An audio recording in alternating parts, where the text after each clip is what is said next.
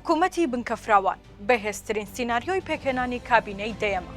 ئەنجامی هەڵبژاردنەکانی پەرلەمانی کوردستان بڵاوکرایەوە و چاوەڕێژ دەکرێت هەفتەی داهاتوو ئەنجامی کۆتایی دەنگدان ڕابگەێنرێت. ئێستا هەمووشت ڕوون بۆتەوە، لایەنەکان سەنگ و پێگەی خۆیان بۆ دەرکەوت و ئێستا کاتی ئەوە هاتووە بکەونە جموجۆ. بەپێی زانیاریەکان لە پشت پەردەوە ڕاگۆڕینەوە و پەیوەندی لە نێوان لایەنەکان هەیە و دەستی پێکردووە. چاوەڕێ دەکرێت لە هەفتەی داهاتووەوە لە دوای ڕاگەیاندنی ئەنجامەکان لایەنەکان بکەونە سەردانیکردن و هاتوچۆی یەکتر.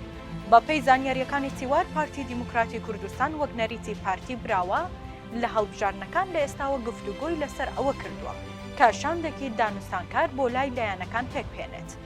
یەکێک لە سیناریۆ بەهێزەکانیش پێکهێنانی حکوومەتی بنکەفراوانە، چونکە لایەنەکانی دەرەوەی پارتی و یەکێتی نیگەرانن لە زیادبوونی نەئاسایی دەنگەکانی ئەو دوو لایەنەی دەسەڵات.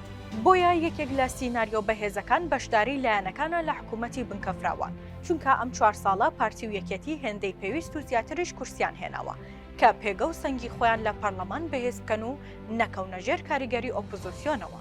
بۆیە بەشداری حکوومەت بۆ لایەنەکانی دەرەوەی پارتی و یەکێتی لە ناوبازنەی حکوومەتەکەدا بن باشترە نەک لە دەرەوە. بۆ ئەمەش پێکهێنانی حکوومەتی بنکەفراوان چارەسەرە.